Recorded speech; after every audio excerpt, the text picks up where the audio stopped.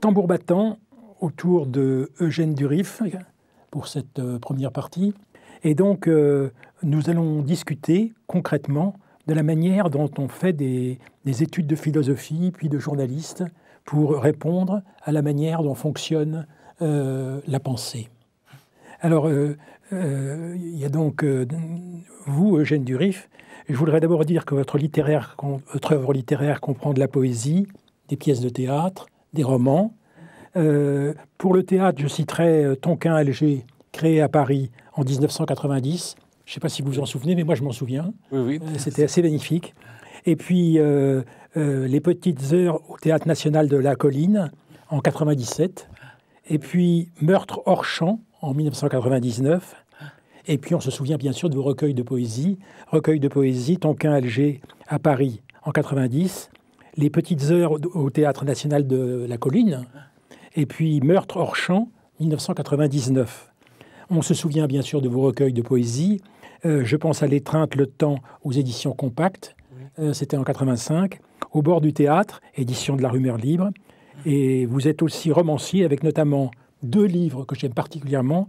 D'une part, Le sale temps pour les vivants chez Flammarion. Et d'autre part, Laisse les hommes pleurer chez Actes Sud. Voilà, magnifique. Je voudrais pour commencer vous demander à tous les deux, mais à vous d'abord, Eugène Durif, ce que vous pensez de cette situation, c'est-à-dire de la manière dont Eugène Durif, que vous êtes, peut développer son projet abordé dans les années 80. Vous avez changé depuis 1980 ? Oui. Expliquez-moi ce que vous diriez, vous, de ce changement. Vous avez dit un jour, j'aimerais un jour, dans l'écriture, dans une langue vraiment écrite, qui laisse entendre le souffle, le rythme de la pensée, parvenir à faire passer, même de loin, même faiblement, ces voix en apparence vides, qui sont les seules qui m'importent. Celles que je retrouve quand je commence à écouter des conversations de bistrot. Et en fait, à travers les conversations de bistrot, se transmet, à votre avis, quelque chose. Oui, tout à fait. C'est-à-dire, j'ai toujours...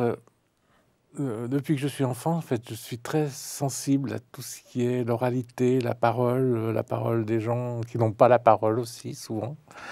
Ce qui était un peu le cas de ma famille aussi. Donc, je suis très... D'ailleurs, je crois que si j'ai commencé à écrire pour le théâtre, c'est un peu lié à ça, c'est-à-dire cette possibilité d'aller vers l'oralité immédiatement. Enfin, en même temps, c'est illusoire, parce que c'est une oralité qui est... Finalement, on a l'impression, souvent, les gens ont l'impression qu'il suffirait de reprendre la parole comme ça, qu'on entend justement dans les bistros, mais en fait, c'est quelque chose d'autre qui s'élabore, puisque même ce qui semble être de la parole, c'est déjà aussi de l'écriture aussi d'une autre façon. Enfin, c'est peut-être un peu... Oui, ce que je dis est peut-être pas très clair. En fait, si. Vous dites, je voudrais qu'on lise comme un matériau dont un état serait présenté, état provisoire, où le trajet serait plus important que le produit. Oui. Vous dites ça dans Rêve des lettres. Oui. De fragments. Oui, c'est ça. C'est exactement ce que vous venez de dire. Oui, c'est ça. C'est-à-dire, ce qui m'importe, d'ailleurs aujourd'hui, je ne sais pas très bien où j'en suis toujours de l'écriture, de tout ça. Je me dis surtout que ce qui m'importe effectivement, c'est ce trajet, ces tentatives, la tentative qui me tient à cœur, quoi. Et donc, si le ratage, effectivement, parce qu'on est toujours là-dedans un peu, mais si j'avais à faire un bilan pourtant j'écris depuis pas mal d'années, mais je n'ai aucune certitude, quoi. C'est surtout c'est des choses... J'aimerais pouvoir continuer ça le plus longtemps possible, ces tentatives-là. Et puis, sans très bien savoir, finalement, si... ce que ça produit concrètement, quoi, ce que ça produit concrètement. Eugène Durif, on peut dire que dans les années 80, vous avez commencé par écrire de la poésie. Oui. Puis, on vous a connu comme auteur de théâtre, avec Au bord du théâtre, dont le volume 3 est encore à paraître aujourd'hui. quelque chose qui est la diversité des formes que vous mobilisez. Et on peut dire que votre façon d'écrire, et c'est vraiment très important, circule entre les textes. Vous avez su vous débrouiller avec tous les textes. Alors j'aimerais que vous m'expliquiez comment c'est venu cette débrouille et comment elle a pris sa place. Comment votre écriture romanesque, poétique ou théâtrale est très connectée au réel. Oui, avec en même temps une difficulté au départ d'écrire. Je voulais écrire de la fiction, des romans, et puis il y a eu je trouvais ça très difficile parce qu'il y avait au-dessus de soi, au-dessus de sa tête, tous les impératifs un peu de ce que doit être la littérature.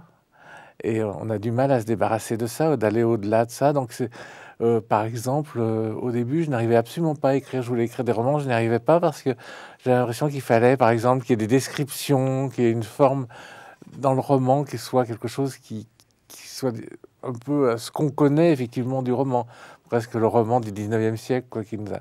Et puis après, en commençant à écrire de la poésie, en commençant à écrire du théâtre, finalement, je me suis un peu affranchi de tout cela.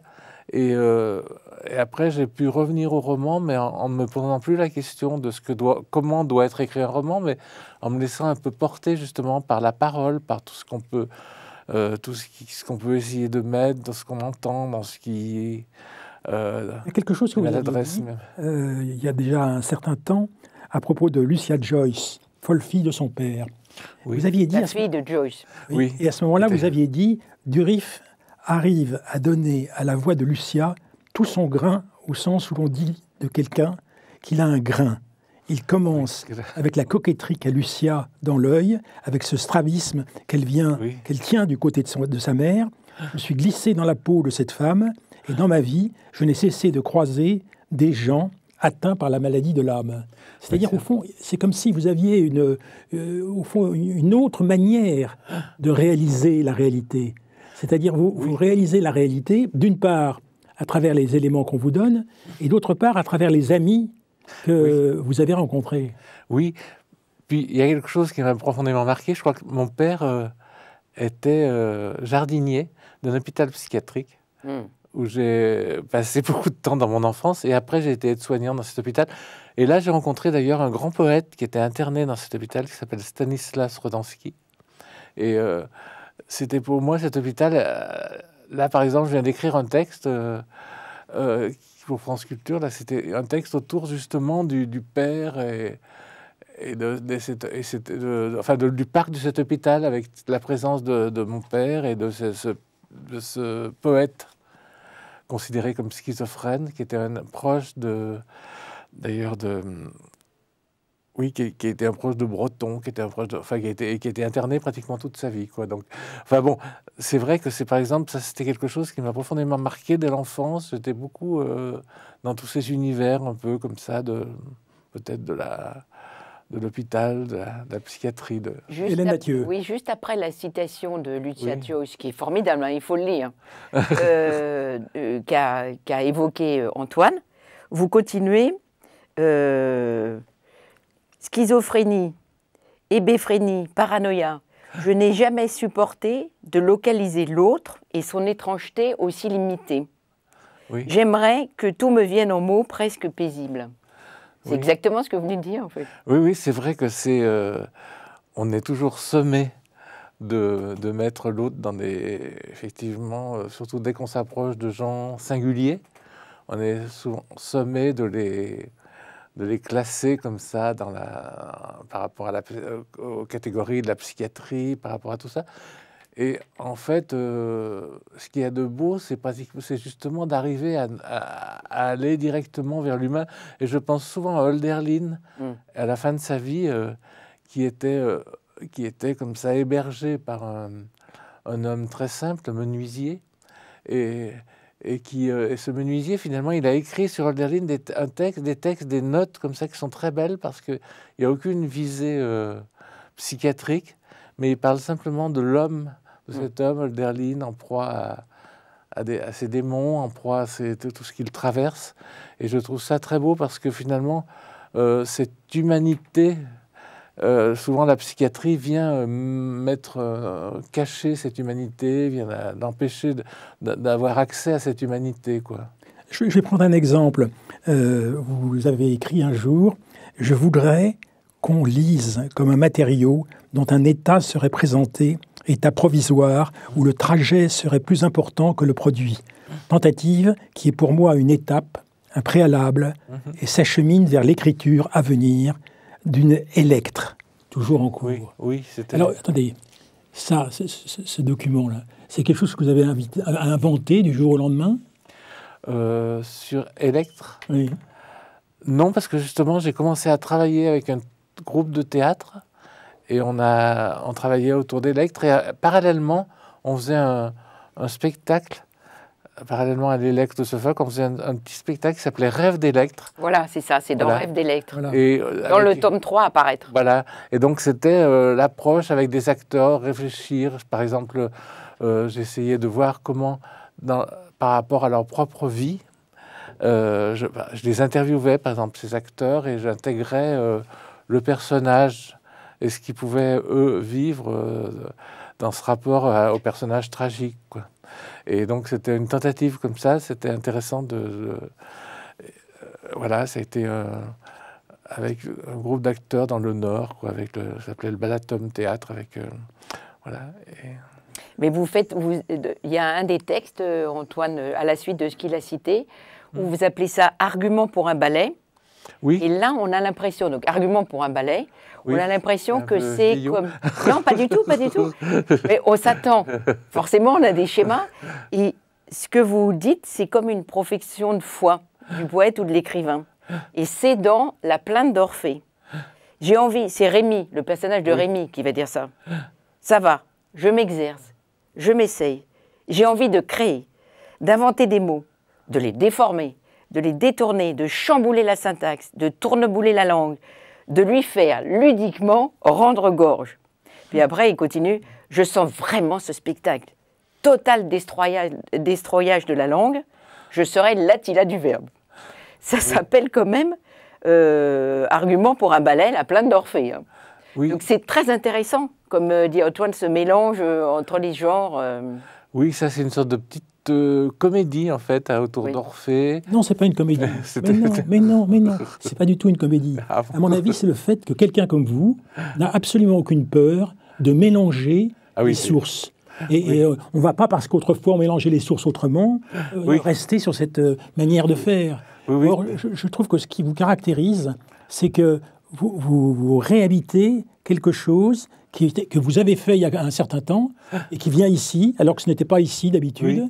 Et ça nous permet de mieux réfléchir, de mieux comprendre comment les éléments de réflexion poétique se sont petit à petit construits. Oui, c'est vrai que c'est des choses qui... C'est vrai que j'ai peu pensé finalement la poésie ou tout ça. C'est-à-dire que c'est quelque chose qui vient comme ça. Enfin, je suis très... Vous la vivez en fait, parce qu'à la suite de le même Rémi, exactement le même personnage, continue. Oui, allez, j'ai besoin de ton avis. C'est un truc de ouf. Tout explose. La langue vacille. La langue explose. Et moi, je danse par-dessus. Je chante parmi les ruines du langage. Oui, c'est un personnage. En fait, c'était une tentative qui était faite avec le conservatoire, enfin plutôt, l'école de... L'école de théâtre Villeurbanne, non? C'est pas ça? Non, l'école de musique. À Mulhouse. Non, il y a à Paris. Ah. Où on mêlait la danse, la musique... le théâtre, la poésie, la prose, tout. Voilà, c'était une sorte de tentative de faire un spectacle avec une cinquantaine de jeunes acteurs, qui étaient joués 2 fois seulement. Mais c'était assez passionnant. C'était avec un musicien, avec sa classe aussi. Donc, et c'était cette tentative donc, de mêler un peu les choses. Bon, pour eux deux, en plus, c'était étonnant parce qu'on le jouait que 2 fois. Donc c'était un peu une chose un peu gratuite comme ça, c'est-à-dire pouvoir faire quelque chose de complet et en même temps qu'on joue très peu de temps, très peu. Précieux, mais total. Voilà, on joue très peu et très... Marc Vanikat, on peut dire que votre pseudonyme d'Areka nous permet de connaître quelque chose d'un peu différent de ce que nous connaissions avant. Vous publiez de la poésie depuis 2005, en fait, d'abord en France et aux États-Unis, puis vous avez fait des tournées dans plus de 19 pays, et en 1918, vous avez rejoint le Bordel de la poésie de Paris, où vous continuez de vous produire régulièrement. Et alors, je voudrais vous parler de ça parce que votre engagement par rapport à l'engagement de celui qui est avec vous, là, ici, Eugène Durif, qui est un summum du point de vue de l'expression, fait autrement. Qu'est-ce que vous pensez de cette spécialité de chacun pour tenter de publier de la poésie? Non, mais en fait, je trouve que c'est très intéressant en fait, d'avoir abordé le sujet sur le début de votre process de rapport à l'écriture, notamment à l'écriture de la poésie. C'est un point qui est très précieux, en fait. C'est qu'effectivement, comment on fait pour dire des choses quand on ne sait pas par où commencer et comment on peut porter la parole des gens qui ne savent pas le faire eux-mêmes. La poésie sur l'expérience de la scène, des scènes ouvertes et ainsi de suite de par le monde, ça permet justement aux gens de venir s'exprimer et sans forcément avoir un médium très précis de la publication. Où la publication, il faut trouver un éditeur et ainsi de suite. Il y a beaucoup de scènes d'expression à travers le monde où justement les gens peuvent venir dire leur façon de voir le monde à travers la poésie et à travers leur écriture et effectivement pas avoir un process forcément figé pour exprimer leur art. Donc le rapport à l'édition peut être très varié. C'est vrai que moi je viens plutôt de l'oralité et des scènes et le process vers la publication, c'était déjà un process qui m'a pris du temps pour me dire mais pourquoi pas retrouver mes textes d'une manière un peu plus figée que le médium que j'utilise habituellement. Et c'est vrai que moi j'ai pu aborder la poésie sous plein de facettes différentes en mélangeant beaucoup de styles on parle de la musique. J'ai travaillé aussi avec une compagnie de danse américaine. On était partis en tournée sur de la poésie et de la danse et des choses comme ça. Et vous êtes traducteur de poésie aussi? Oui, alors ça fait longtemps que je le fais. Vous travaillez avec des danseurs, notamment ceux de Pittsburgh? Yes, ouais, tout à fait. Mais non. Vous êtes membre d'un groupe de rock punk fusion, La Bête Aveugle. C'est un insatiable en fait. Mais non, mais c'est pour ça que j'apprécie vraiment qu'Eugène a beaucoup de flèches dans son carquois et il a exploré énormément de domaines parce que moi aussi j'adore ça. Je trouve que c'est vraiment hyper intéressant d'aller toucher du doigt plein d'arts et arriver à les connecter à la poésie et je pense que c'est ce que vous avez fait toute votre vie. Donc, et même encore maintenant, vous le dites que vous savez jamais vraiment encore où aller, vous découvrez encore des nouvelles choses et je pense que ça c'est ce qui rend l'art vivant, c'est ce qui rend la poésie vivante, parce que je trouve que c'est un art qui est peut-être encore plus mutant que les autres, parce que pour le coup, elle peut aller prendre ses racines et ses... Alors toutes ces racines, ces éléments d'information, ont des difficultés à saisir une population large. Mm-hmm. Et moi, j'aimerais vous demander, puisque vous avez un chemin pour y aller, comment est-ce que vous faites pour augmenter le nombre de gens qui sont touchés? Je trouve que c'est un super sujet pour lequel je réfléchis beaucoup, notamment avec on a créé une ONG qui s'appelle la World Poetry Slam Organization qui permet de fédérer un peu les différentes scènes de poésie du spectacle vivant à travers le monde. Et on se rend compte en fait en voyageant que la poésie à l'heure actuelle en France n'est pas, comme vous le soulevez tout à fait, n'est pas un art qui est encore très populaire, ou qui a même perdu beaucoup de sa popularité au cours des années. On n'est plus dans les années malheureusement 50-60 ou la fin des poètes stars qui publiaient... Or, c'est indispensable. Exactement. Et le truc, il faut comprendre que la poésie dans d'autres pays a une importance et un contact au populaire beaucoup plus important qu'en France. C'est-à-dire qu'évidemment, nous, on a notre renommée, des grands poètes classiques, même des poètes contemporains et tout. Il faut savoir qu'en Allemagne, la poésie, ça ramène des gens entre 600 et 2000 personnes tous les mois pour venir écouter de la poésie. Au Brésil, ça fait 15 ans qu'il y a une scène de poésie ultra dynamique avec des centaines et des centaines il y a plus de 450 scènes de poésie entre 3-4 États sur tout le Brésil. Donc effectivement, il y a des pays où la poésie est revenue en force. Et comment, effectivement, on peut arriver à ramener ça en France? Quelles sont les façons de faire? Alors évidemment, il y a les scènes ouvertes où les gens peuvent venir s'exprimer. Il y a énormément de travail de poètes qui interviennent dans les écoles, qui sensibilisent à la poésie dans un cadre pédagogique au niveau de l'éducation. Est-ce qu'il devrait y avoir encore plus d'événements qui mettent en valeur les poètes vivants français? Je pense que c'est clair. On a des événements sur la poésie, bien sûr. Il y a plein de trucs qui existent. Il y a le marché de la poésie, il y a ce genre de choses. Mais il faut trouver des nouveaux médiums pour arriver à convaincre un public. Les Britanniques l'ont fait très bien avec les réseaux sociaux, avec Instagram, tout ça. Il y a énormément de poètes anglais qui ont décroché des best-sellers dans des grandes maisons d'édition grâce à leur contact au public sur Internet. Ça existe. Donc ça commence à prendre cette voie-là en France. Mais voilà, quel est le chemin que prend la poésie pour retrouver le panache qu'elle a pu connaître en France? C'est un travail de longue haleine de beaucoup de gens. Et on espère aussi que les institutions puissent soutenir des initiatives autour de la poésie, pas seulement la poésie au service du théâtre, au service de... Peut-être il faut faire concret quand même et donner un exemple. Oui, moi je prends un exemple, Eugène Durif. Vous le connaissez, Eugène Durif? Vous voyez qui c'est? Parce que c'est une question vraiment très importante de savoir ce que peut faire Eugène Durif pour faciliter, je dirais, des élèves, des rêves d'électres, fragments, de travail, traces, tentatives, pour arriver finalement à une espèce de metteur en scène de quelque chose qui, de nouveau, insiste sur une manière de s'exprimer. Oui, c'est-à-dire, j'ai du mal à répondre précisément, mais c'est effectivement cette idée de la tentative, d'essayer... Multiforme. Voilà, et puis à un moment, cette rencontre avec soit des acteurs, soit des danseurs, soit des musiciens, des gens avec qui pouvoir... faire quelque chose qu'on présentera ensemble, quoi, mais qui sera... Alors, ça, c'est intéressant, parce que c'est un des points que vous auriez éventuellement en commun. Et moi, j'aimerais bien que vous nous expliquiez. Par exemple, vous, Darika,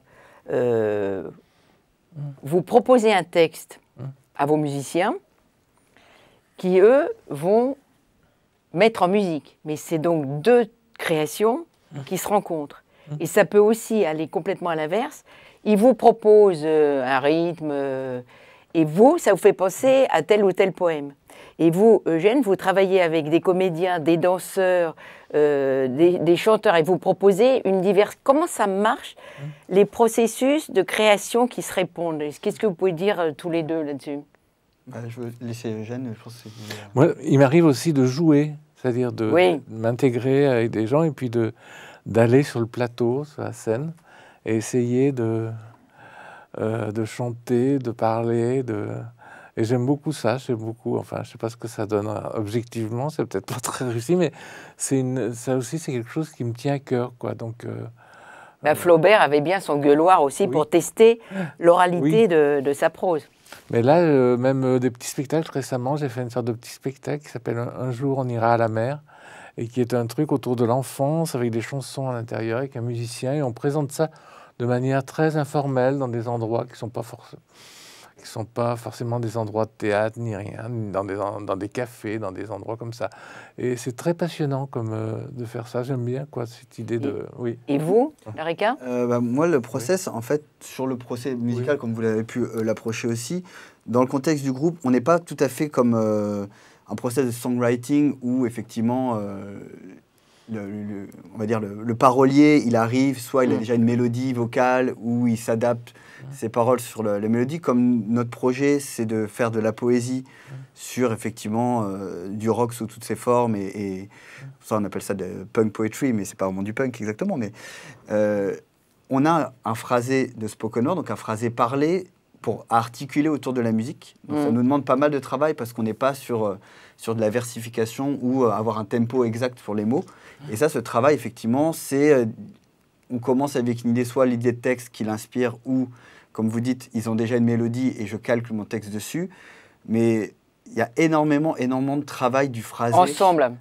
Ils répètent, en fait, comme un groupe de rock. Oui, exactement, c'est le même principe, sauf qu'on a beaucoup plus d'ajustements du texte parce que on n'est pas un texte qui va taper sur la mesure exactement. C'est pas du hip-hop, c'est pas de la chanson. Donc ça, c'est un travail qui est très intéressant et pour les musiciens parce qu'ils doivent se calquer sur le texte. Je peux pas le raccourcir, je peux pas le rallonger. Donc du coup, on tombe pas sur des mesures exactes. Donc il y a ce travail en fait on vient avec deux matières, on les fait se rencontrer et on réajuste en permanence jusqu'à ce que le morceau tienne la route. Exactement comme Eugène avec ses danseurs. Avec ses musiciens, avec son théâtre. Il y avait un texte, Michel, extrêmement intéressant. Je voudrais seulement vous le lire. « Salut l'ami, je suis l'enfant prose. Je change en mots toutes vos névroses. Assis, seul sur un banc, je renifle et soupire. Je suis l'enfant prose. J'aurais aimé faire quelque chose, mais peut-être que les mots ne sont d'aucune utilité. J'avais un tel ego, mais sans lucidité. Je pensais être forte. Je me croyais le maître, pensant soigner les corps avec mon armée de lettres. » Ça, c'est un art poétique, une profession de foi. Pour prononcer une chose pareille, je voudrais vous poser une question. À quoi vous pensez comme public pour lui faire entendre et lui faire éventuellement intégrer cette réflexion? C'est ce que vient ce qui vient d'être lu, c'est un des textes d'Areka. Oui, qui est donc un art poétique. Que vous pourriez quasiment signer comme art poétique aussi. C'est très... oui, c'est... Après, là, c'est une démarche... Là, c'est une série de contes qui est en versification, donc tout en rime et tout, avec un univers. Et c'est la démarche à la fois de la réflexion de l'évolution du poète face à lui-même et son ego, tout en abordant beaucoup de choses autour de la langue française. Ça, c'est tout un exercice qui a été mis en scène d'ailleurs une fois dans un festival de théâtre, où c'est tout le travail sur la langue française en résonance avec le sens du poète est confronté. J'ai adoré ça. Ça s'appelle « La petite fille qui n'avait pas de langage », 1 ou 2. Vous allez voir, c'est jubilatoire, hein, jouissif, je ne sais pas comment dire. Dans une cité située aux confins de l'alphabet, je vadrouillais, curieux de voir où ma plume pouvait tomber. Jusqu'ici, ça va. Les passants projetaient sur les pâles pavés des lettres, les lettres de leurs ombres, pour transformer mes pieds en pas et mes pas en pieds. Là, c'est je sifflotais un air d'assonance. Un peu plus loin, comme une vieille faute d'orthographe, au milieu d'une calligraphie rigide, se dressait une maison, etc., etc. Et après, il fait des didascalies, des allitérations en A, des allitérations en T, des assonances en A, exactement comme vous avez une chanson en A aussi dans un de vos textes. Et il y a des jeux de mots aussi, enfin, c'est très amusant. Voilà, on avait envie de présenter un petit peu envie de dire. projet. Voilà, c'est pour retravailler un petit peu pour que les gens se sensibilisent sur la langue, toute la langue française et toutes ce que vous allez faire, c'est-à-dire vous allez avoir une expression tous les deux ensemble. Ça serait intéressant. Voilà, moi, ce projet-là est vraiment autour du mot et qu'est-ce que la langue française peut faire, peut créer autour de ces figures de style. Et après, il camoufle, par exemple, il dit des femmes aux paroles maltraitées, Alinéa d'Aquitaine, Hélène de la table de Troie, des conflits de noms communs, toute la lignée des rois maldits et le Grammarabata. Je ferais mieux de vous laisser lire vos textes, en fait, non? Je peux vous c'est un extrait, c'est vrai que là, c'est tout le... La petite fille qui n'aime... Antoine a lu... comment ça s'appelle? L'enfant prose. L'enfant prose. C'est le premier conte. Voilà, c'est le premier conte. Le deuxième conte, il y en a 2 séries, c'est La petite fille qui n'avait pas de langage. C'est vrai, vous pourriez essayer de faire quelque chose, alors on vous réinvite. Je serais ravi de vous présenter ça. C'est quelque chose c'est un projet que je n'ai pas pu porter depuis pas mal d'années, mais que j'aimerais bien remettre en place, avec un petit peu, il y a un côté pédagogique sur l'écriture et tout, sur ce projet-là. Mais vous ne croyez pas que pour être transmis à un nombre suffisant de gens qui s'intéressent sur ces sujets, il faudrait un travail de mémorisation de ce qui est ici passé pour pouvoir échanger vos manières de trouver ce qui sort de vos réflexions? Non, mais je pense qu'il y a un travail, il y a énormément, il y a un travail de transmission de façon générale, je pense, sur la poésie, qui manque encore beaucoup en France. Pareil, les passerelles qui se créent maintenant entre la poésie des scènes, de l'oralité et la poésie plus classique publiée dans des maisons d'édition. Il y a des passerelles qui se créent, hein, mais comment on arrive à créer un mouvement de façon plus globale pour avancer dans la même direction? Je pense que ce que Jeanne Duriff propose est vraiment très précieux depuis toutes ces années, d'aller chercher plein de façons de communiquer ses idées et ses mots. Et en France, tout n'est pas encore en train voilà, c'est pas un rhizome extrêmement...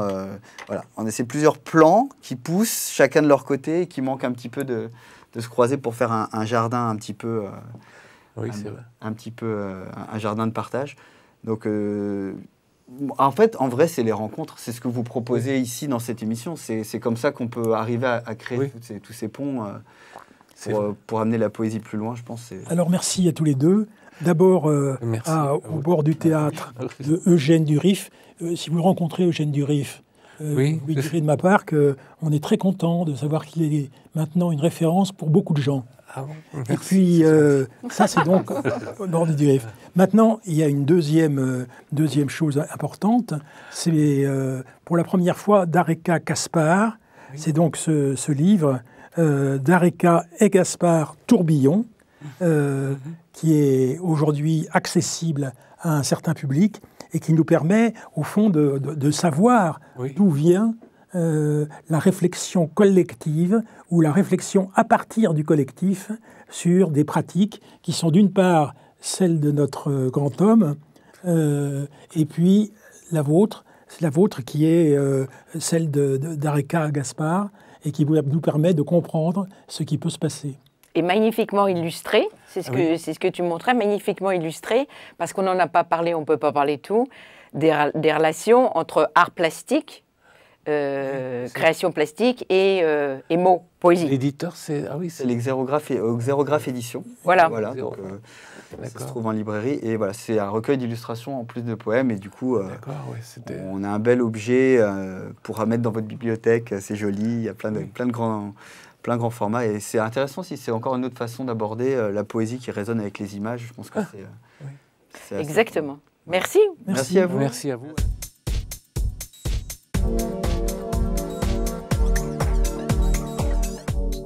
Alors maintenant, nous allons approfondir nos invités, et notamment auprès de Claude Bert et de Rim Battal.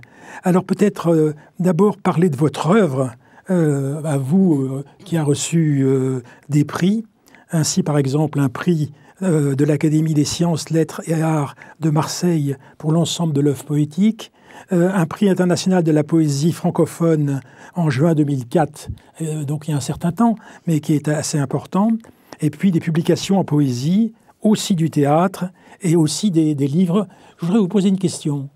Quand on change comme ça, ou qu'on donne des choses difficiles à comprendre, ou qui sont un peu éthoriques, voilà, ou hétéroriques, hein, et moi j'aime bien dire ça, parce que finalement on n'arrive plus très bien à suivre, et on croit qu'en disant un mot, ou en transformant un mot d'un film ou d'un livre, on arrivera à dire quelque chose d'exact de ce qui a été fait avant. Je ne pense pas du tout dire des choses complexes. Ça peut arriver, mais parce que la poésie a parfois des noyaux de résistance. C'est-à-dire qu'à un moment donné, dans le dire, hein, il y a des endroits où le sens, effectivement, se fait image, fait métaphore, fait etc., et donc donne un noyau de résistance. Mais sinon, sur le reste, mon écriture est plutôt une écriture de la clarté. D'ailleurs, un de mes textes majeurs, Dans la mort des Jamécom, qui a eu le prix international Yvan Gold dont vous parliez tout à l'heure, parce que l'autre, bon, ben, c'est quelque chose que j'étais très jeune, j'avais 20 ans. Bon, mais le prix international Yvan Gold, qui est de plus d'importance, Dans la mort des Jamécom, et il y a des textes qui sont des textes d'une immédiateté, je ne vais pas en lire, hein, mais qui sont d'une immédiateté complète, puisqu'ils sont sur, justement, le deuil, la perte, la perte de quelqu'un, d'aimer, sur ce que le deuil représente, sur l'exploration de la folie, de la schizophrénie. Et alors, il y a des choses que non. Le deuxième, là, par exemple, qui lui est déjà, le texte Célébration de l'espèce est déjà traduit dans une quinzaine de langues. Bon, ben, il y a des choses que non, je vais vous raconter. Un jour, à ma grand-mère, j'ai demandé, mais pourquoi, grand-mère, pourquoi as-tu fait de la résistance? Puisque ma grand-mère était de l'époque de la guerre de 1945. Et ma grand-mère m'a répondu ceci, ma fille, il y a des choses que non. Tu ne sauras peut-être pas toujours à quoi dire oui, mais sache à quoi dire non. Et ce texte, c'est un texte qui, j'espère que j'ai toujours su à quoi dire non, et que je le saurai toujours. Et il y a défile, effectivement, la mémoire de 45, défile la guerre d'Algérie, défile notre contemporanéité, avec le dernier texte et les passants. Donc, c'est-à-dire, on est dans quelque chose qui est en rapport direct avec la vie commune, avec notre histoire commune. Donc, je n'ai pas du tout quelque chose de... Je ne pense pas du tout avoir une écriture ésotérique, du tout, du tout. Est-ce qu'on peut dire que vous nous aidez de façon systématique à comprendre comment joue un certain nombre de réalités, d'amis, etc., pour nous faire trouver des morts qu'on ne connaît pas? Ah, ça peut aussi. C'est-à-dire que c'est-à-dire notre mémoire, à la fois la mémoire individuelle. Alors vous avez par exemple Il y a des choses que non, à un moment donné, non c'est dans Mu, un passage, dans le moi-même j'en écris beaucoup de livres, hein, c'est normal, il y a un passage dans lequel je cite toute une série de morts qui ont été des ancêtres familiaux, certains je les ai connus et d'autres non, d'autres bien sûr que non, hein, je ne peux pas les... Regardez, je dis ça, il y en a tant, il y en a trop de tous ces morts anonymes d'ici, attendant que quelqu'un déterre leur histoire, poussières qu'ils sont dans les cimetières perchés des villages de l'arrière-pays, comme Pharaon dans la vallée des rois, entêtés à exister avec une obstination que je tiens d'eux, de tous ces enterrés. Ça, c'est ma mémoire propre, mais il y a aussi tous ces morts collectifs dont est pavée l'histoire. Et alors là, oui... dont nous venons de rendre compte pour commencer cette discussion. Absolument. Et ça, c'est « il y a des choses que non ». Il y a des choses que non, ressuscite, enfin, entre guillemets, ressuscite, c'est un bien grand mot. Parle, j'allais dire. Non, mais parle peut-être, échange avec... Alors, il y a les morts, effectivement, de la guerre de 1945, mais il y a les morts d'Algérie. Dans Je ne sais l'Algérie que l'oreille, lors de la guerre d'Algérie. Et puis après, il y a le texte de l'espèce, bien sûr, hein, qui est un texte qui est déjà beaucoup traduit, qui circule partout, dans lequel, cette fois, je parle de l'ambivalence de mon espèce. Voilà. Et ensuite, dans Les Passants, le dernier texte, on a la contemporanéité d'un siècle qui, quand même, en aligne des morts, si je puis dire, hélas. Mais cela dit, la poésie, elle a peut-être Thanatos, la mort, qui la travaille, mais elle a aussi Eros, la joie, le bonheur, la jouissance. Le désir. Très bien, voilà. On va parler de désir aussi. Bien sûr. Je vois que le corps est très très présent, très présent. Autour de ce plateau et dans nos œuvres d'ailleurs. Ben oui, la poésie c'est du corps, c'est de la sensation. Ça puise dans le corps. Et puis c'est de la gorge, c'est de la voix, c'est de la bouche, c'est de la langue. D'où la dimension orale du poème. Est-ce que vous pensez qu'il y a suffisamment de professeurs, mais aussi de spécialistes d'un certain nombre, au fond, d'expressions littéraires pour permettre à tous d'avoir accès à ça? Oui. Je pense... Alors, il y a deux questions dans votre question, ce qui la rend donc tout à fait intéressante.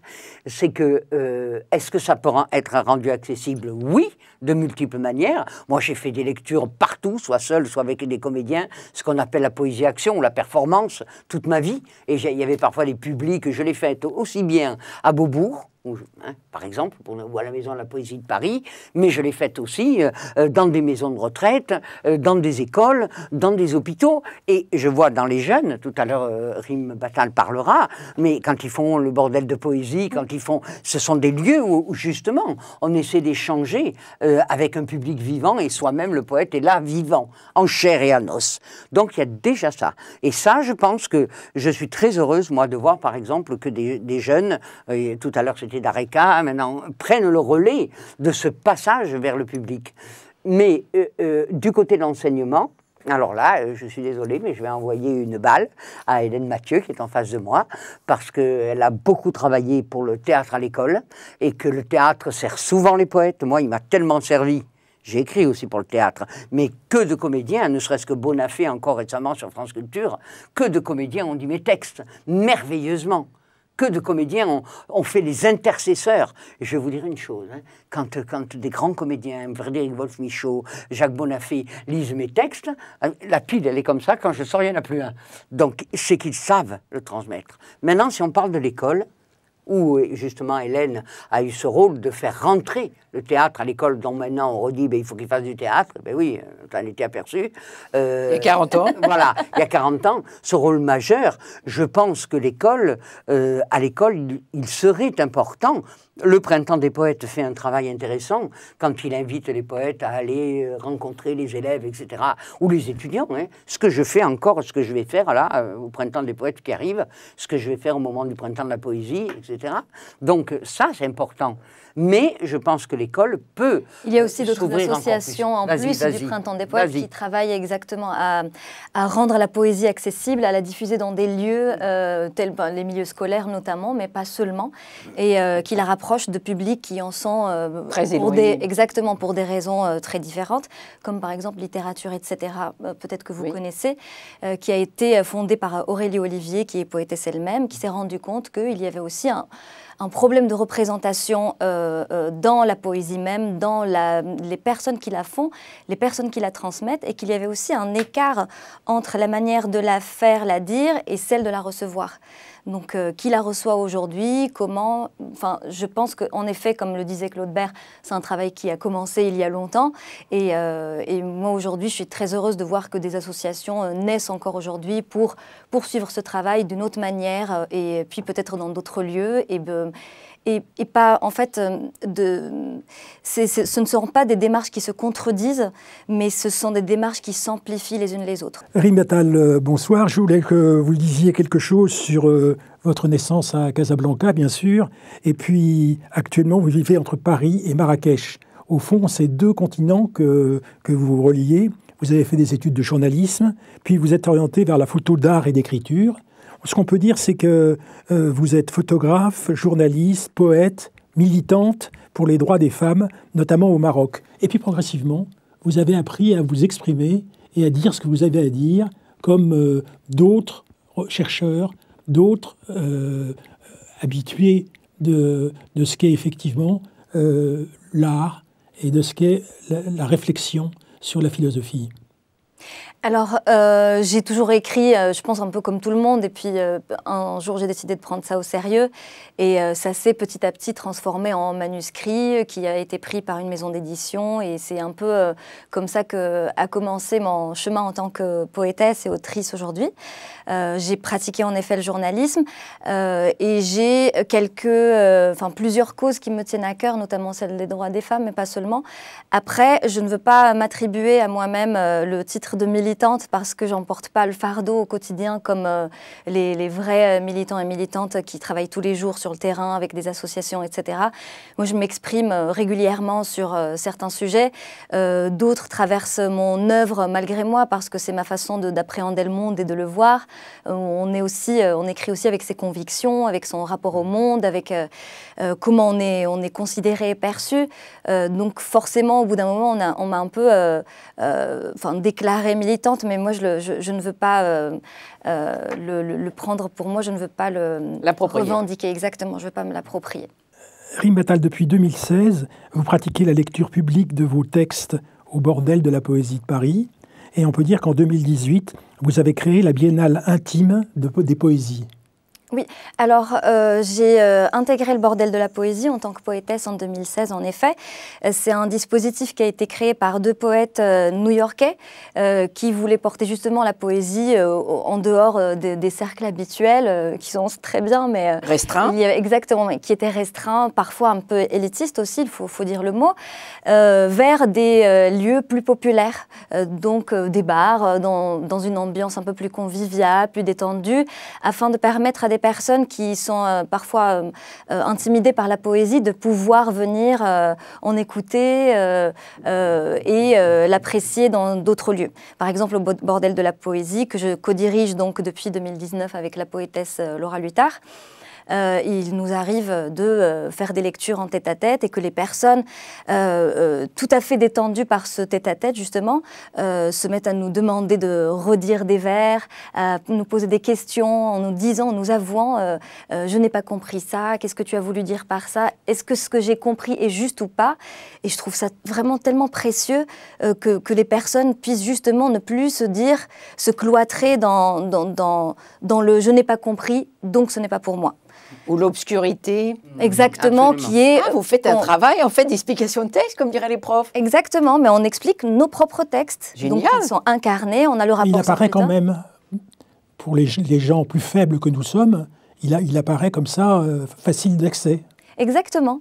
Soudain, c'est démystifié, la poésie, ça devient quelque chose de tout à fait abordable, qu'on peut comprendre. Moi, souvent, des fois, je dis aux personnes, mais qu'est-ce que toi, tu as compris quand j'ai lu ce texte? On peut dire que depuis 2016, les personnes font part de leur vision. Depuis 2016, on peut dire que vous pratiquez la lecture publique de vos textes au Bordel de la Poésie de Paris.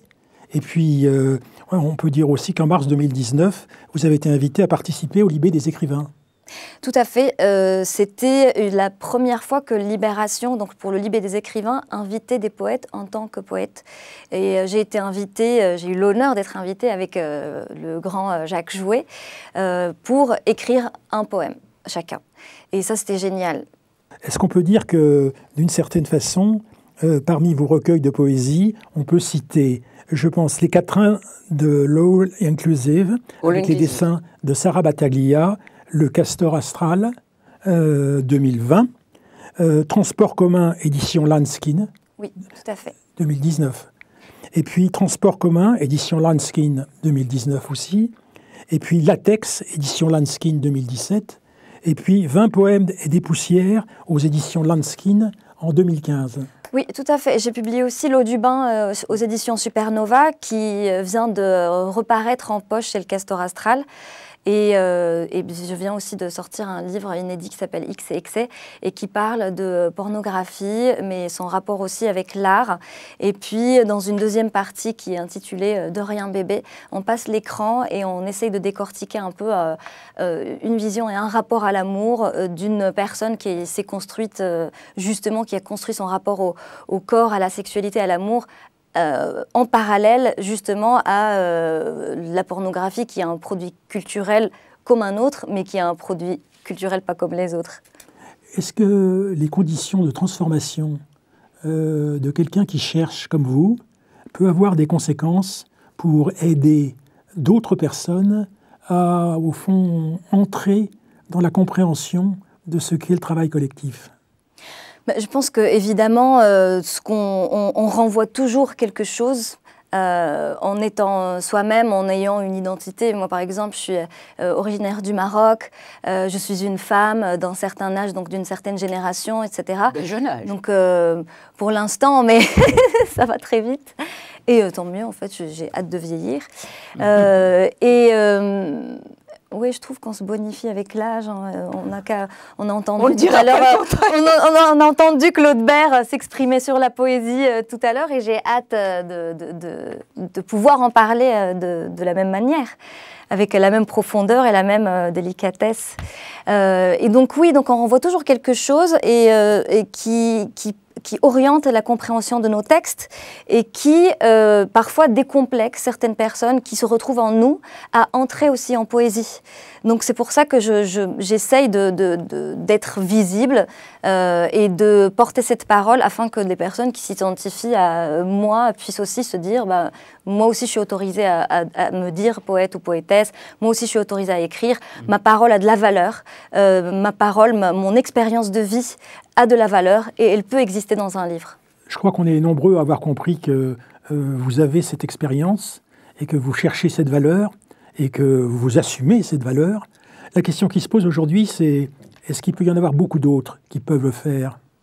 Bien entendu, qui veut, peut. Non, mais qui veut ne peut pas toujours, en fait, mais je veux dire, c'est pas dans le sens méritocratique du terme, de qui veut, peut, et qu'à traverser la route pour trouver du boulot ou pour se faire éditer. Mais ce que je veux dire, c'est que c'est pas une question de talent incroyable ou de flamme qui nous vient de l'Olympe. C'est beaucoup de travail, c'est de la lecture, c'est lire les autres, c'est s'intéresser aux autres poètes et poétesses qui existent aujourd'hui, qui ont existé auparavant. C'est aller voir des poètes et des poétesses, lire et dire leurs textes et confronter sa démarche et sa manière de dire à celle des autres afin de pouvoir se situer et pas inventer l'eau chaude en permanence. Donc voilà, on travaille, on lit et c'est comme ça qu'on peut écrire. Mais il y a une spécificité dans ce que vous faites de neuf aujourd'hui, c'est l'oralité, la profération, dire.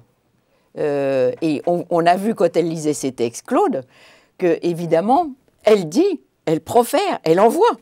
Oui, mais justement, en fait, je pense que c'est pas quelque chose qu'on a inventé aujourd'hui. C'est juste que peut-être c'est audible aujourd'hui. Peut-être qu'on dit d'une manière un peu différente, peut-être qu'on dit dans des lieux autres, oui. Et que nous aussi aujourd'hui on est aidés par l'avènement des réseaux sociaux, par des outils techniques, etc. qu'on maîtrise peut-être un peu plus que les générations d'avant, parce que nous on a un peu grandi avec et que ça nous paraît un peu, tout à fait naturel exactement de les utiliser. Et donc ça nous permet de diffuser de la poésie dans des lieux autres, comme via les réseaux sociaux par exemple, Instagram, etc. Par l'usage de la vidéo, le vidéo-poème, par comment on appelle ça, par la vidéo, par le poème qui est mis avec des petits graphismes, sur des slides, sur des réseaux comme TikTok qui sont vraiment destinés aux très très jeunes. C'est une population qui a 13-14 ans qui donc reçoit de la poésie sur des réseaux comme ça. Vous avez une jolie formule, j'ai trouvé, Antoine, qui est, vous dites vouloir transmettre à d'autres quelque chose qui crépite, des moments joyeux. Oui. Et donc là, vous l'expliquez avec la performance des scènes ouvertes, les crachoirs, les cargos, mange tes mots. Mais en fait, vous citez aussi, par exemple, le rappeur Odezen. Mais cette joie, on parlait tout à l'heure de désir, du corps, etc. Parlez-nous de cette joie d'écrire de la poésie, parce que c'est ça, vous en parlez très bien. Oui, en fait, parce que le rapport au texte est un peu particulier. Il y a des moments de tension, bien sûr, quand on n'arrive pas à trouver la formule exacte, quand on n'arrive pas à trouver la forme aussi, quand on n'arrive pas à trouver le mot exactement juste, etc.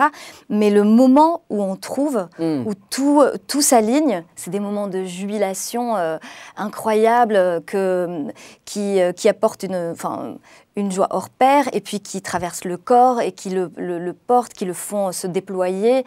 Et c'est cette jubilation-là qu'on essaye de transmettre dans des lieux autres, justement, que les librairies médiathèques, que je salue bien évidemment, et qui font un travail génial et qui portent de plus en plus avec nous la poésie aujourd'hui, mais dans des lieux tels que les scènes ouvertes, dans des lieux peut-être un peu plus festifs, et c'est ce qu'on essaye de faire avec mes camarades du Bordel de la Poésie, comme Dareka que vous avez reçu tout à l'heure, c'est-à-dire d'aller vers un public qui pourrait être intimidé par la poésie, qui l'a peut-être découverte dans des lieux plus solennels ou par exemple plus sobres, comme dans le cadre scolaire, où on est confronté à l'apprentissage parfois un peu compliqué, où on est confronté au texte froid qu'on doit disséquer contre des notes, etc.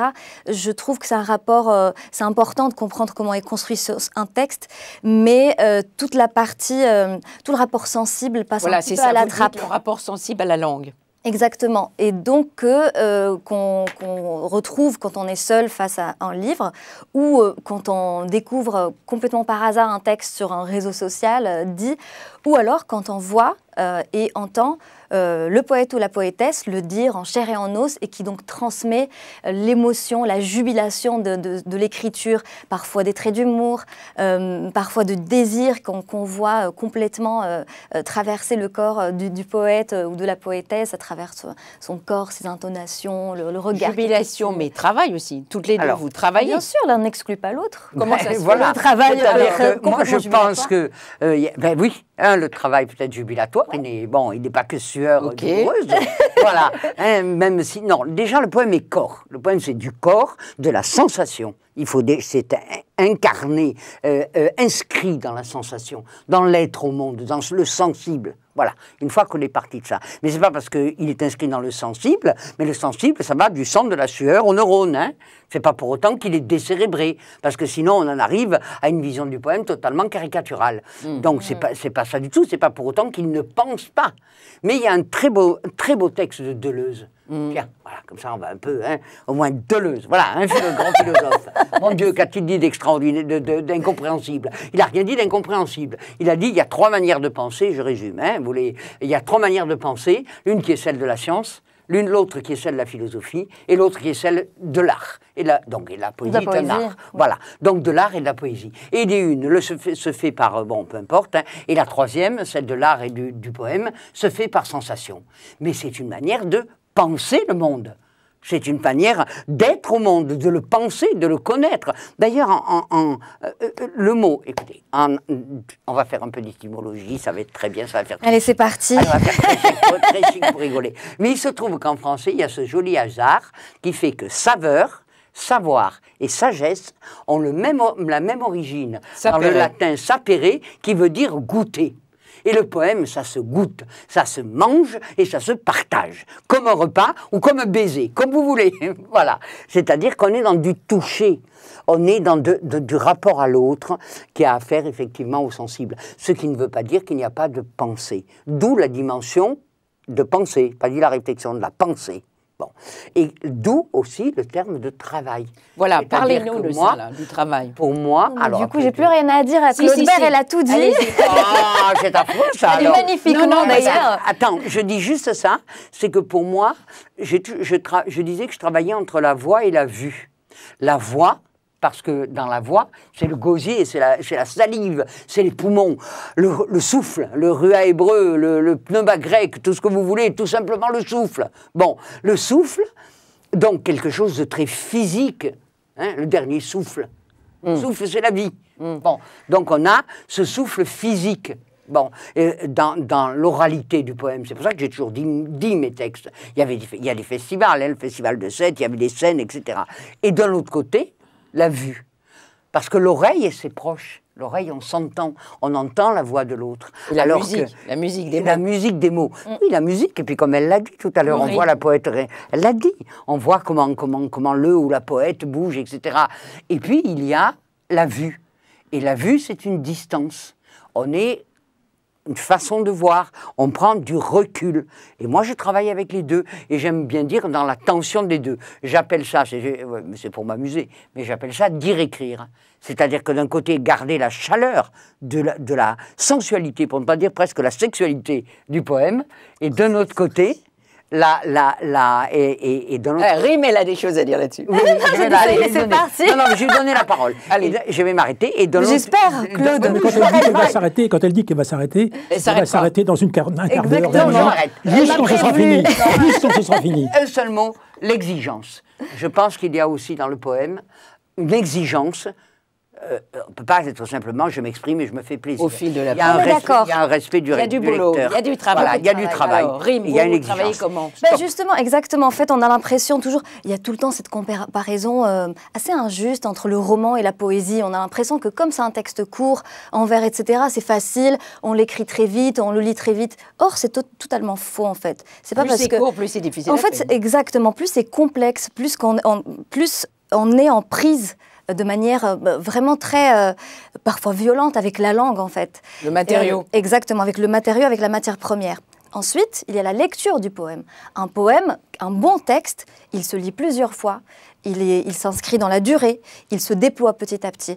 Moi, il y a des textes que j'ai lus, avec lesquels j'ai grandi, que je continue à lire, qui sont posés à un endroit particulier, parce que j'y reviens, et à chaque lecture, il m'apparaît des choses différentes que je n'avais pas vues la première fois. Ça, c'est un bon poème. Et on est d'accord sur le fait que c'est pas juste on se réveille et on dit ce qui nous passe par la tête parce qu'on a un besoin de s'exprimer. C'est génial et tant mieux, et l'écriture doit aussi servir à ça. Bien sûr, absolument. Il y a des textes, parfois, j'ai des fulgurances comme ça que j'écris en 2 semaines. Mais ça, c'est la première version. Et ensuite, il y a tout un travail très minutieux qui prend plusieurs mois avant que ça devienne un manuscrit puis un livre. Parce qu'il y a aussi la lecture de la maison d'édition, les retours, les allers-retours, etc. Votre travail, il n'est pas que cérébral à toutes les deux. Il est très physique, en fait, avec le texte. C'est les deux. Pour moi, en fait, pour moi, j'ai pas grandi avec cette séparation que j'ai découverte plus tard entre le corps et l'esprit. Pour moi, les deux sont entremêlés, intrinsèquement liés l'un à l'autre. Mais ce que je veux dire vraiment, c'est que pour moi, la poésie, c'est pas soit cérébrale, soit physique. Pour moi, c'est la tête, le ventre et le sexe qui sont ensemble, entremêlés, qui produisent quelque chose.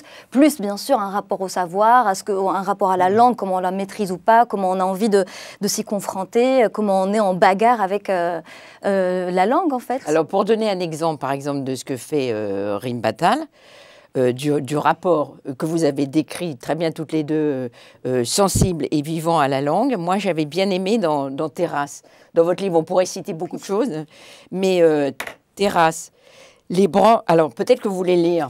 Je vous avec plaisir, c'est le rose en bas. C'est ça, c'est un texte qui est paru dans Mine de rien chez le Castor Astral. Exactement. Les branches suivent en variant les fils qui leur sont tendus, les racines ont pris la forme du pot.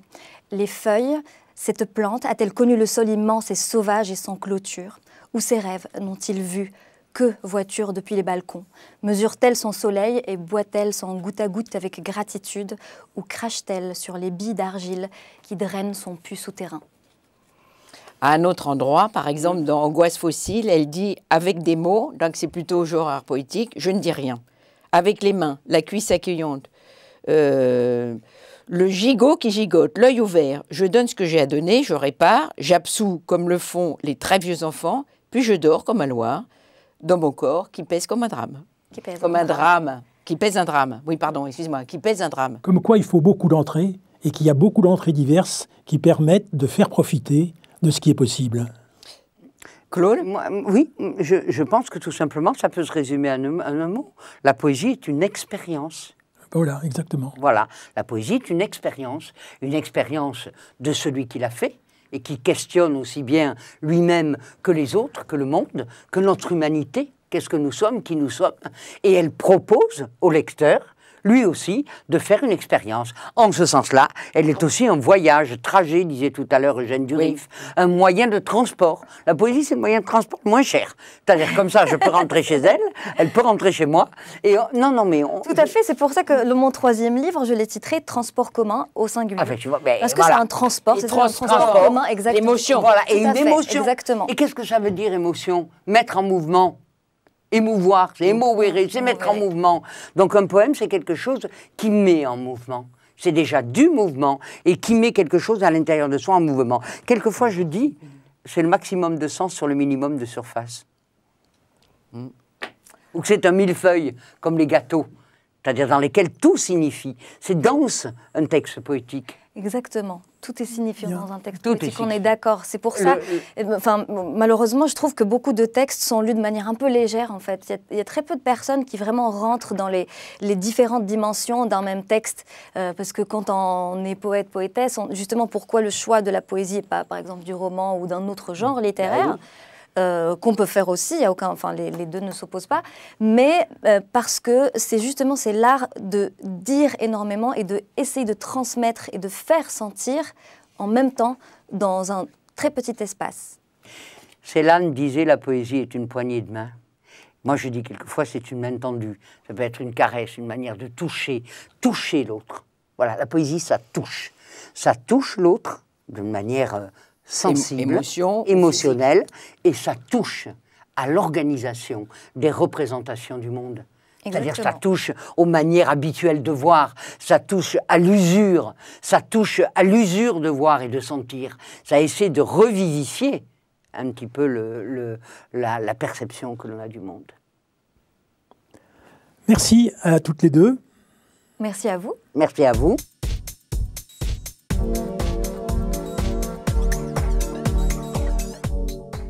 Carole Mesrobian, nous allons vérifier votre travail et au fond vos prolongements de poète, d'enseignante, de président du Pen Club français.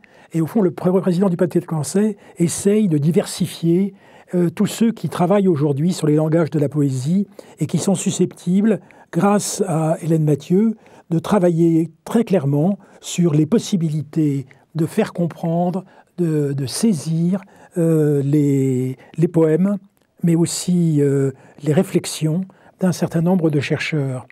Alors, je voudrais commencer par Carole Mesrobian. Vous êtes poète, vous êtes enseignante, vous êtes présidente du Pen Club. Est-ce qu'on peut dire que le fait que vous soyez auteur, notamment de L'Ourlet des Murs aux éditions Unicité et de Nihil aux éditions Unicité, donc cette référence, cette discussion, quelle est-elle pour vous? Cette référence à la poésie, à la littérature, elle est essentielle. Parce que la littérature est un espace d'édification de la liberté. Alors ça, c'est un grand mot galvaudé. Qu'est-ce que c'est que la liberté? C'est l'autonomie, c'est la possibilité pour chacun de s'appartenir, d'aller vers soi-même. Voilà. Est-ce que finalement, vos principales publications, qui aujourd'hui commencent à compter, je pense évidemment à l'Ontogenèse des Bries 2019, à Nihil 2021, à L'Ourlet des Murs 2022, à Des Nihil au Nihil 2022. Est-ce que tout ça ne signifie pas qu'il y a une augmentation assez rapide de vos références? Alors, c'est différent. J'ai écrit, on va dire, de la poésie, du texte court. J'ai écrit du texte court parce que les mots viennent comme ça. Je ne sais pas ce que ça veut dire écrire de la poésie. Je mets le langage en péril. Et ensuite, ces deux volumes, Des Nihil au Nihil et Nihil, sont à part. Ce sont deux actes d'une tragédie, de la tragédie de l'humain, pris dans les filets de sociétés qui l'asservissent. Voilà. Pourquoi deux volumes séparés chez deux éditeurs différents? Parce que j'interroge également le pouvoir de la littérature, sa possibilité à offrir justement cet espace édificateur d'une communauté humaine. Voilà. Alors... Vous lisez vos poèmes en public et qu'apporte la voix à vos mots? Alors, ça, c'est une grande question. Très longtemps, je n'ai pas voulu lire mes poèmes. Je lisais volontiers les poèmes des autres et c'est toujours pareil. Mais je me suis aperçue, en commençant par lire les poèmes des autres, que l'émotion est là. L'émotion est fédératrice. Ça nous unit au-delà, en dessous, à travers les mots. Et donc, je me suis mise aussi à lire ma poésie. Il y a beaucoup de monde qui vient écouter de la poésie, énormément de monde. La poésie crée, et la littérature, crée un espace de rassemblement fraternel. Et partage. Et de partage. Parce que le langage, là, n'est plus soumis à une confiscation médiatique, sociétale. Il est offert. Ce qui est offert, c'est pas le langage dans sa littéralité. Ce qui est offert, c'est cet espace dans le poème ou dans la prose, dans le texte, cet espace où la langue, dans son dérapage, dans son travail, vient énoncer, vient toucher l'inconscient collectif, vient toucher le socle de l'humain, qui ne se situe pas dans le langage, mais qui se situe bien avant, et qui permet justement cet espace, de créer ces espaces de partage, ces espaces de fraternité, et qui démontrent que nos semblables, quel que soit le pays, quelle que soit la société dans lesquelles ils évoluent, ont besoin d'être ensemble, d'être unis. Dans l'ourlet par les murs, L'ourlet des murs. L'ourlet des murs, pardon, l'ourlet des murs, oui, que j'ai beaucoup aimé. On a l'impression que le rythme, peut-être c'est une mauvaise idée, une mauvaise impression, que le rythme précède le sens. C'est comme ça m'a fait l'effet d'un torrent verbal. Est-ce que c'est ça que vous appelez la dimension vibratoire de la langue? Je ne sais pas, on va y revenir. Mais ça a aussi, évidemment, du sens. Mais on a l'impression qu'en fait, tout tourne autour de la parole. Et pourquoi cette image d'ourlet, là? C'est quoi cette image d'ourlet des murs? Alors d'abord, il n'y a pas de mauvaise impression. Il y a des impressions. Moi, je veux créer aucune impression prédéfinie. Le texte est terminé, il est là. Alors justement, après, je réponds de l'ourlet parce que j'en sais rien de ce que c'est que cette image. C'est les fondations. Ah oui. Un ourlet des murs, ce sont les fondations. Voilà. Mais pourquoi c'est venu comme ça, en l'ourlet des murs, je ne sais pas. Et on n'est pas détenteur d'un sens. Il n'y a pas de mauvaise impression. Le rythme, oui, tout à fait. Le texte vient d'abord comme un rythme. Et c'est ça que vous appelez la fonction vibratoire? Alors non, la dimension vibratoire du langage, elle est de l'ordre du mantra. Elle est de l'ordre d'une parole qui serait débarrassée du sens, d'un sens, quel que soit le sens, et qui viendrait vibratoirement ouvrir des espaces. Mais sur le rythme, j'ai bien entendu qu'on n'est pas à l'école et il n'y a pas les justes interprétations ou les mauvaises interprétations, mais ça m'a fait penser l'ourlet des murs, enfin la langue, le rythme, ça m'a fait penser aux variations des musiques de Handel ou Vivaldi. C'est-à-dire qu'il y a le motif. Ouais. Et sur le motif, vous revenez. Et vous revenez encore. Et encore et encore. Et on est complètement bercé, séduit. Ouais. Et le rythme vient comme ça. Non? Oui, il vient probablement comme ça, comme il peut venir d'une autre manière à un autre moment. Je sais pas. Oui, il vient pour créer quelque chose d'harmonieux. Je pense que ce que vous essayez de dire, Handel, évidemment extraordinaire, que j'écoute toujours, le baroque, le motif. Le point, le contrepoint. Le point, le contrepoint, peut-être, sûrement. Ça s'entend, en fait, quand on vous dit. Oui, tout à fait. En revanche, dans Nihil et ensuite l'autre, des Nihil au Nihil, alors là, comment dire, le lecteur est plus malmené parce que vous mettez à mort la langue. Bah, c'est fait pour. C'est fait pour. Pourquoi mettre la langue à bout? Alors, je ne veux pas la mettre à mort, je veux l'interroger dans sa capacité à nous permettre de communiquer. Et aussi, je vais aller interroger ceux qui s'en sont saisis pour manipuler, pour créer des dictats, pour créer des imagos collectifs. Voilà. Et alors, on peut plus dire quelque chose qui a du sens sans être piégé. Ah non, bien sûr qu'on peut dire des choses qui ont du sens, mais tout est relatif. Hein. Le sens est relatif. Hein. On est dans une relativité du sens, de toute façon. Pour vivre dans cette révolution du sens, est-ce que vous ne croyez pas qu'il y a un travail de base à affirmer? Absolument. Il y a un travail d'autonomisation de chacun, du lecteur et de chacun, pas forcément le lecteur, de chacun, voilà. C'est pour ça que moi, je ne donne pas d'explication de mes textes en général, je ne veux pas. Je l'offre au lecteur, à celui qui veut aller dans le texte et qui va créer son propre sens. Oui, mais en même temps, vous mettez violemment en garde contre la subjectivité et la manière dont le texte peut nous manipuler complètement, ou que tout est piégé. Donc alors... C'est pas piégé, c'est... Ah, c'est pas piégé. C'est pas une question de piège. Moi, la littérature ne piège pas. La société piège, la société manipule. Donc, je mets pas en garde la subjectivité.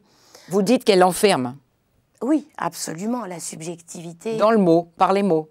Par les mots, dans le mot. Mais la poésie, la littérature, en opérant des glissements de sens et du travail sur la langue, libère de ma subjectivité à moi pour offrir au lecteur un accès à sa propre subjectivité et à son propre univers, à sa propre autonomie.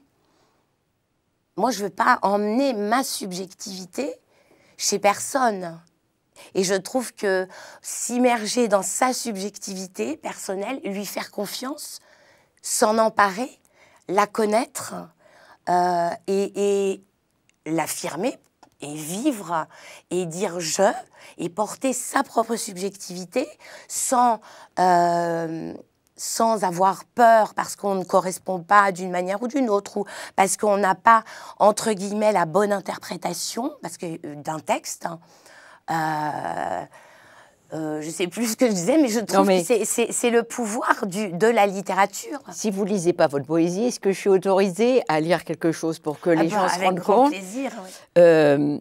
À un moment, vous dites « écrire, c'est espérer s'échapper du langage ». Oui. Et ce qui m'a plu dans ce que vous disiez, c'est un lien non verbal quand la langue dérape et que le mot existe, mais pas pour son sens. Vous dites « je cherche un mantra, une ouverture miraculeuse ». Une porte ouverte grâce à la puissance du poème, ses mises en demeure de la langue, sa capacité à la secouer, l'ouvrir et lui permettre de transcender sa signifiance afin de révéler la puissance sonore de toute parole. J'espère, je cherche, j'écris.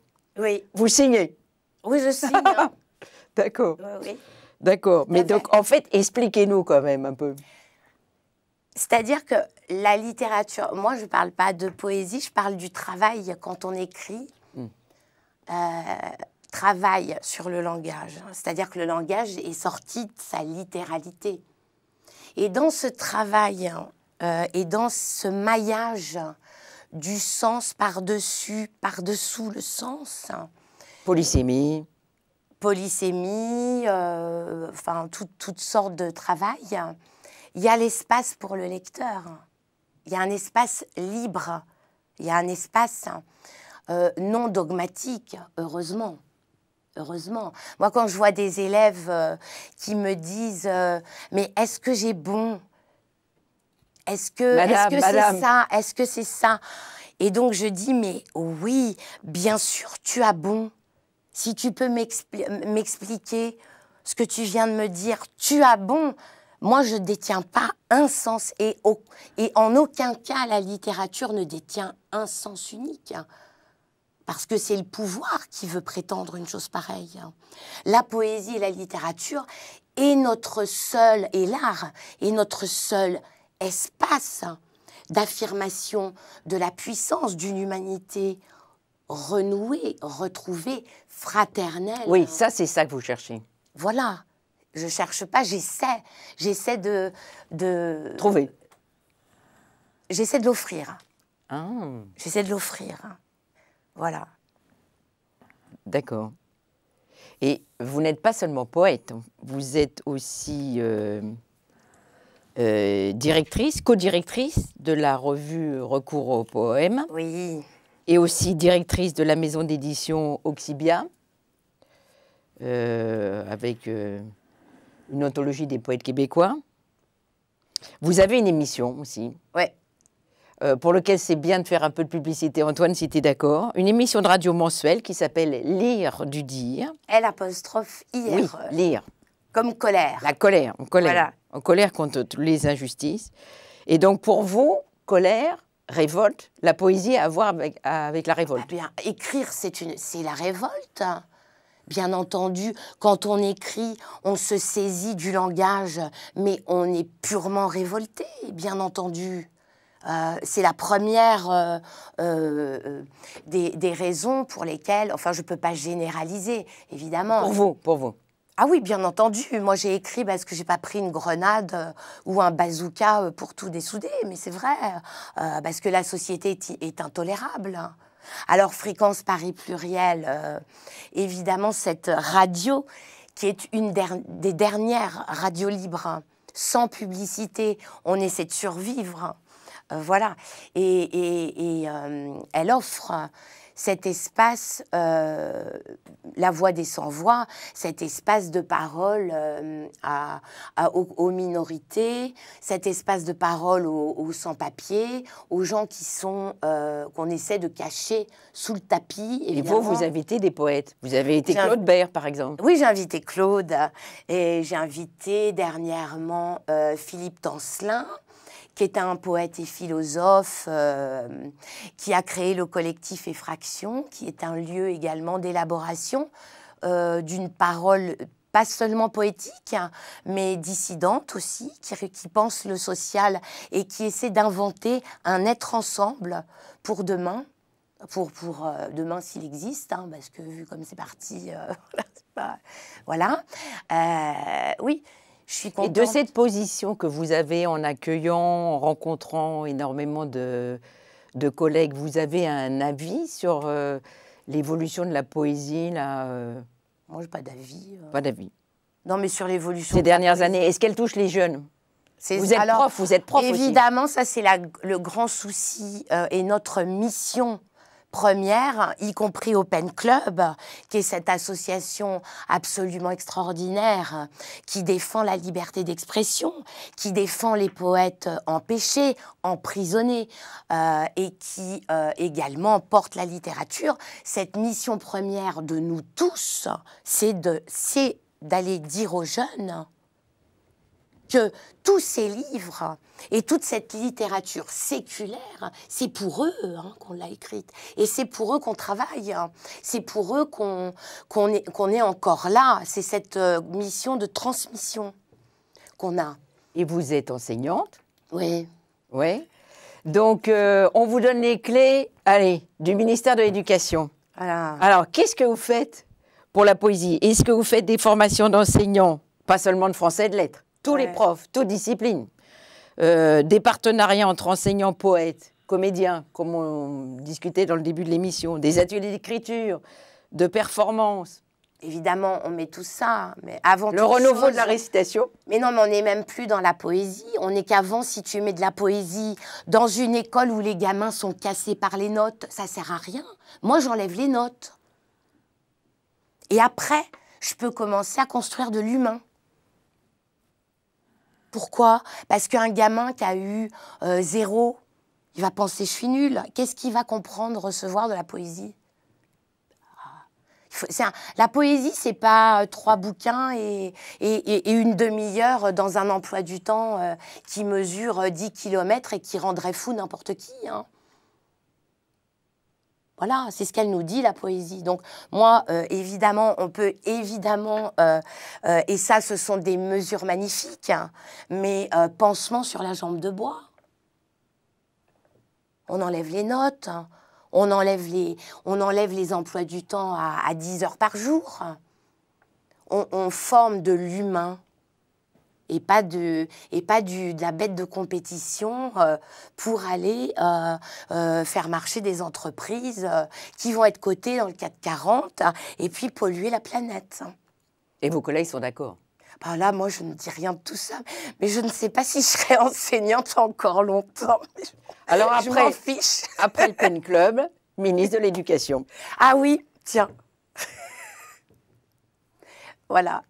Mais évidemment que c'est une école, une chose merveilleuse d'emmener la poésie dans les écoles, dans les collèges, les lycées. Mais il y a tellement de choses, quoi. Il y a tellement d'aberrations. Merci vraiment, Carole Mastrovian. Merci pour expliquer la nature de votre recherche, ce que vous faites avec les éléments neufs qui interviennent dans la réflexion sur notamment les objets, sur les lectures, sur les livres. Mais une fois que vous avez fait tout ça, il faut savoir qu'est-ce que vous pouvez encore rechercher. C'est-à-dire que tout ne s'articule pas. L'objectif n'est pas d'articuler tout, mais l'objectif est de comprendre que dans chaque chose différente, mais spécifique, il y a quelque chose à chercher. Merci à vous, parce que je trouve qu'il y a quelque chose d'assez extraordinaire dans votre recherche, Carole Mesrobian. C'est montrer comment les recherches, comment les aspects de discussion, à la fois de règlement, à la fois d'affrontement, tout ça vous permettra de savoir d'où vous partez. Et cette pluralité d'où vous partez devrait vous permettre de progresser. C'est ça qui compte. Comment vous progressez, personne ne peut le dire encore. Mais le jour où vous progresserez beaucoup, et ça vous arrive parfois de progresser beaucoup, puisque maintenant vous êtes la présidente, ce qui n'est quand même pas rien, des langages de la poésie, eh bien, votre manière de chercher la radio, de chercher la télévision, de chercher la nourriture, tout ça fait de vous quelqu'un qui comprend très différemment des autres ce qu'est la recherche. Merci. Merci beaucoup.